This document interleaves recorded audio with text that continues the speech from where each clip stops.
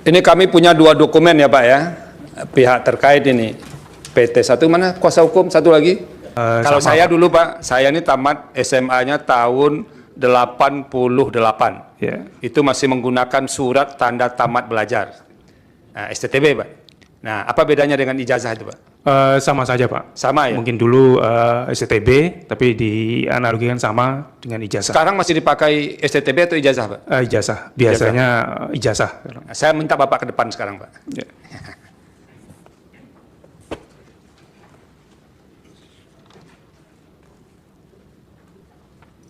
Kalau ada yang kuasa hukum mau ke depan, silahkan. Ini kami punya dua dokumen ya Pak ya, pihak terkait ini. PT satu mana kuasa hukum, satu lagi? Ini pihak terkait menyerahkan ini dua-duanya sama-sama pakai label Kementerian Pendidikan dan Kebudayaan Republik Indonesia. Bapak lihat ya Pak ya, Pak Aryo.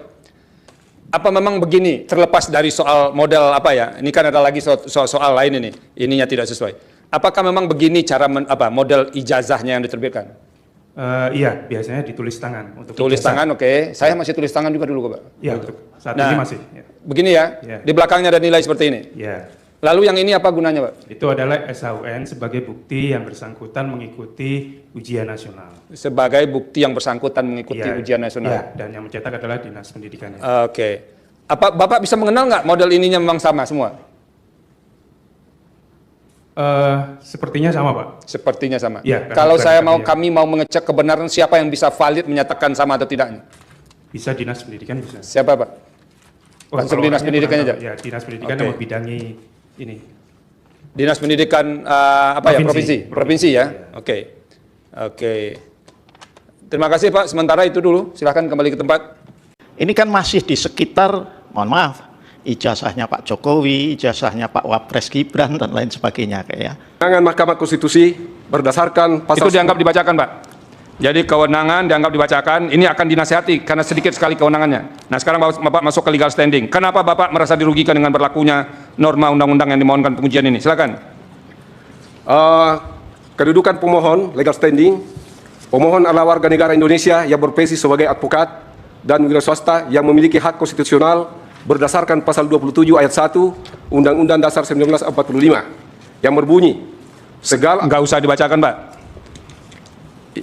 Bapak jelaskan saja nih, kalau advokat nih harus jelas, yang kecil-kecil kayak begini nih lisan saja begitu Pak. Nah coba Pak jelaskan ke kami mengapa Bapak memiliki legal standing, apa yang dirugikan Bapak dengan norma ini. Bapak jelaskan saja.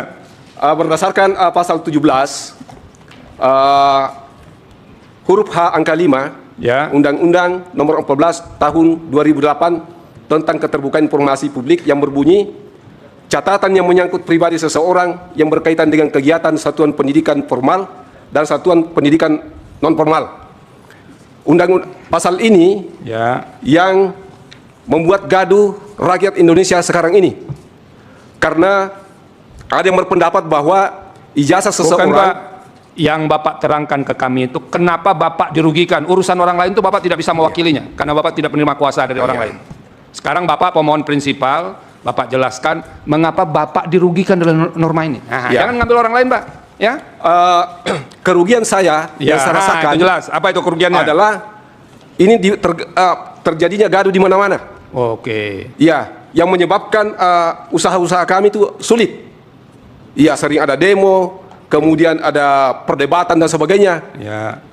Yang termasuk kami merasakan bahwa situasi ekonomi dengan adanya ini itu ikut terganggu juga. Oke, jadi gara-gara ijazah ini terganggu ekonomi Pak ya? Iya, betul. Halo semuanya, di sini kita telah melihat dari cuplikan video di mana kasus ijazah Jokowi masih belum kelar, yang masih beredar di kalangan masyarakat bahwasanya belum ada bukti terang-terangan dari Jokowi ataupun kuasa hukum Jokowi yang memperlihatkan ijazah asli Jokowi itu di depan pengadilan ataupun di depan umum ya. Nah, di sini kita masih bertanya-tanya terkait ijazah Jokowi yang dimana latar belakang beliau sebelumnya telah menjabat 10 tahun presiden di negara kita sendiri. Nah, isu ini mengenai keaslian ijazah Presiden Joko Widodo memang telah menjadi polemik yang berlarut-larut. Sejauh ini, pihak institusi resmi seperti Universitas Gadjah Mada atau UGM dan otoritas hukum telah berulang kali memberikan klarifikasi untuk menepis tuduhan tersebut. Namun, gugatan hukum dan diskusi di media sosial masih terus bergulir hingga saat ini. Nah, dan berikut ada beberapa poin penting yang perlu kita ketahui dalam memahami kasus ijazah Jokowi. Yang pertama, klarifikasi resmi dari Universitas Gadjah Mada atau UGM. Rektorat UGM secara konsisten menegaskan bahwa Joko Widodo adalah alumnus sah Fakultas Kehutanan Angkatan 1980 yang lulus pada tahun 1985. Pihak kampus juga menyatakan memiliki dokumen akademik yang lengkap, mulai dari catatan nilai hingga bukti ujian skripsi. Nah, yang kedua, inkonsistensi nama sekolah SMP dan SMA. Salah satu pangkal isu adalah perbedaan nama sekolah pada ijazah SMA Jokowi. Lulus dari sekolah yang saat itu bernama SMP Sekolah Menengah Persiapan Pembangunan pada tahun 1985. Melalui kebijakan pemerintah, nama SMPP diubah menjadi SMA Negeri 6 Surakarta. Hal ini sering disalahpahami sebagai bukti pemalsuan oleh pihak-pihak yang kurang memahami sejarah perubahan nomenklatur sekolah. Nah, yang ketiga, penggunaan tulisan tengah pada ijazah. Gugatan sering menyoroti format ijazah Jokowi yang ditulis tangan dan dianggap berbeda dengan alumni lain. UGM menjelaskan bahwa pada era 1980-an itu penulisan ijazah belum terkomputerisasi dan belum ada penyeragaman format seketat sekarang dari dikti, sehingga wajar jika dapat perbedaan gaya tulisan antar fakultas dan atau angkatan.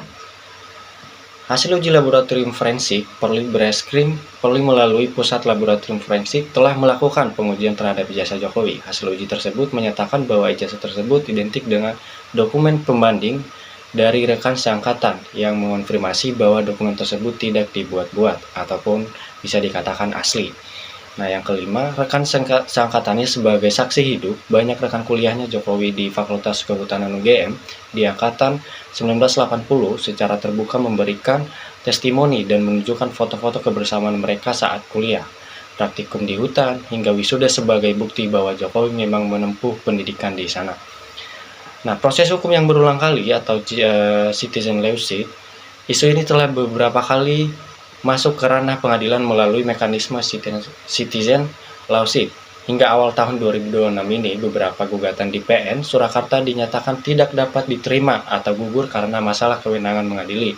Namun pihak penggugat seperti kelompok TPUA terus berupaya membawa bukti baru ke persidangan. Nah, sosok di balik isu ini, Bambang Trimulyono dan Roy Suryo nama-nama seperti Bambang Trimulyono, penulis buku Jokowi Undercover, dan Roy Suryo menjadi figur sentral dan menyebarkan tudingan ini. Sebagian dari mereka telah berstatus tersangka atau terjerat hukum atas tuduhan ujaran kebencian dan penyebaran informasi palsu terkait isu ini. Nah, syarat administratif KPU sebagai presiden yang telah menjabat 2 periode, ijazah Jokowi telah melewati verifikasi ketat oleh Komisi Pemilihan Umum atau KPU pada Pilpres 2014 dan 2019. KPU menyatakan seluruh dokumen syarat pencalonan telah memenuhi kriteria hukum yang berlaku. Nah, banyak kita mempertanyakan bahwasanya kalau memang sudah melalui pengecekan bahwasanya data-data Jokowi pada saat pencalonan diri untuk menjadi presiden, baik dari periode pertama sampai periode kedua, itu benar, maka harusnya Jokowi berani menampakkan diri dengan memperlihatkan ijazahnya itu benar atau tidaknya di depan umum ataupun di depan pengadilan. Nah, keberadaan ijazah asli Jokowi sekarang masih menjadi pertanyaan yang sangat misterius bagi kita, yaitu kenapa Jokowi masih belum siap ataupun di mana ijazah aslinya, kenapa masih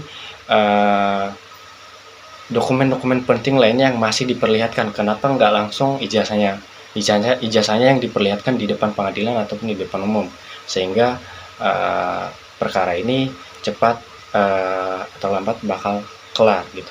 Dalam berbagai pernyataan terbaru, kuasa hukum Jokowi juga menegaskan bahwa ijazah asli dan siap ditunjukkan di hadapan hakim jika pengadilan memintanya. Presiden sendiri secara personal menyatakan keheranannya atas isu yang terus didaur ulang meski bukti-bukti akademik sudah dipaparkan publik. Dimensi politik dan grand design, banyak analisis menilai isu ijazah ini bukan sekedar masalah administratif, melainkan bagian dari strategi politik untuk mendelegitimasi integrasi presiden. Fakta bahwa isu ini selalu muncul di momen-momen politik tertentu memperkuat dugaan adanya agenda untuk terus menjaga sentimen negatif di masyarakat. Nah, jadi kesimpulannya, secara hukum dan administratif, keaslian ijazah Jokowi telah didukung oleh bukti dari UGM dan kepolisian. Namun secara opini publik, isu ini tetap hidup karena adanya ketidakpuasan politik dan tuntutan transparansi yang lebih ekstrim seperti permintaan uji lab independen dan di luar institusi negara.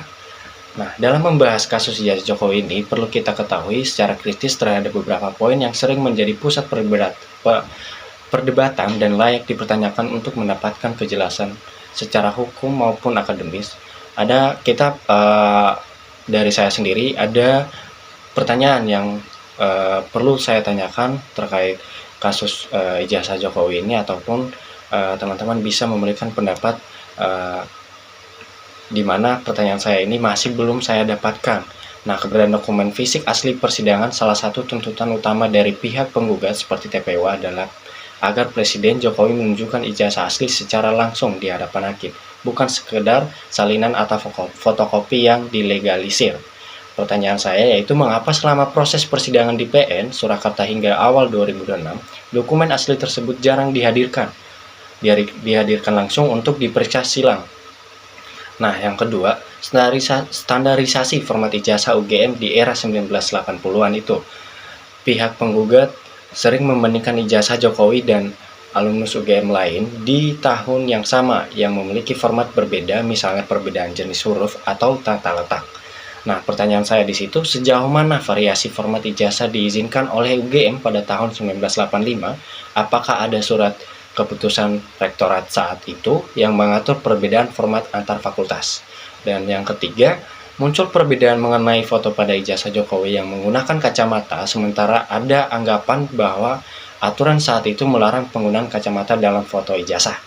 Nah, pertanyaan kita di sini, apa aturan resmi mengenai pas foto ijazah di UGM tahun 1985? Apakah penggunaan kacamata merupakan anomali atau hal yang lazim pada masa itu? Nah, nomenklatur SMPP versus SMA Negeri 6 Surakarta. Ijazah SMA Jokowi mencantumkan SMA Negeri 6 Surakarta, padahal pada tahun kelulusannya, sekolah tersebut kabarnya masih bernama SMPP.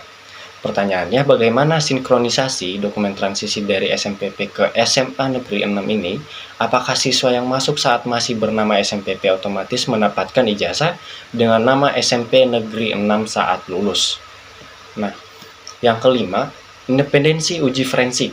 Polri telah menyatakan ijazah tersebut identik asli berdasarkan uji lab 4. Namun, pihak oposisi meragukan hasil tersebut karena dilakukan oleh institusi di bawah kendali pemerintah. Nah, teman-teman harusnya udah bisa langsung nangkep ketika di garis bawah, yaitu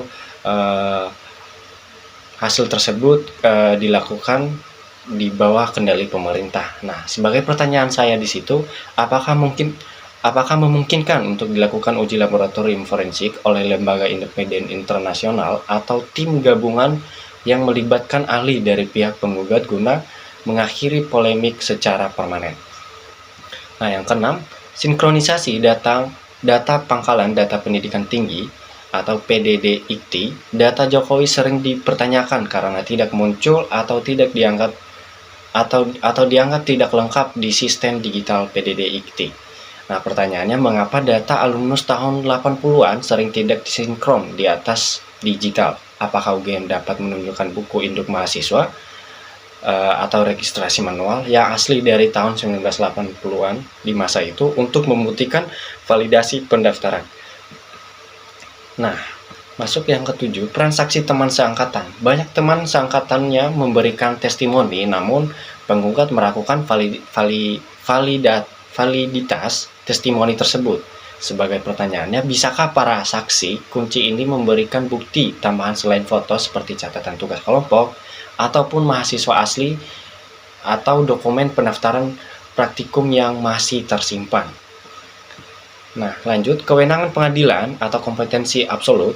Hakim PN Surakarta pada Juli 2025 sempat memutuskan tidak berwenang mengadili perkara ini karena dianggap sebagai sengketa administratif atau alasan lainnya. Sebagai pertanyaan saya di situ, jika pengadilan negeri dianggap tidak berwenang, lembaga pengadilan mana PTUN atau lainnya secara konstitusional paling tepat untuk menguji keabsahan dokumen secara seorang pejabat negara. Selanjutnya, tindakan hukum terhadap penggugat. Beberapa penggugat seperti Bambang Trimulyono dipenjara karena dianggap menyebar hoaks. Pertanyaan saya juga di situ, apakah penegakan hukum ini justru menghambat proses pembuktian material ijazah di pengadilan, ataukah memang murni karena adanya unsur ujaran kebencian? Dan yang terakhir, transparansi gelar perkara khusus. Pada Desember 2025 sempat dilakukan gelar perkara khusus oleh kepolisian yang melibatkan Kompolnas dan Ombudsman. Pertanyaannya, seberapa terbuka hasil gelar perkara tersebut bagi masyarakat lulus? Apakah ada detail teknis yang masih ditutup atau dari publik? Nah, demikian sebagai tanggapan saya dan bentuk pertanyaan saya terhadap kasus ijazah Jokowi ini, benar atau enggaknya dia telah menyelesaikan kuliahnya di Universitas Gadjah Mada. Dari beberapa pertanyaan tersebut, teman-teman bisa juga memberikan argumen terhadap beberapa pertanyaan saya tersebut. Mungkin kita bisa sharing-sharing lewat komentar dan kita akan lanjut di video selanjutnya. Terima kasih.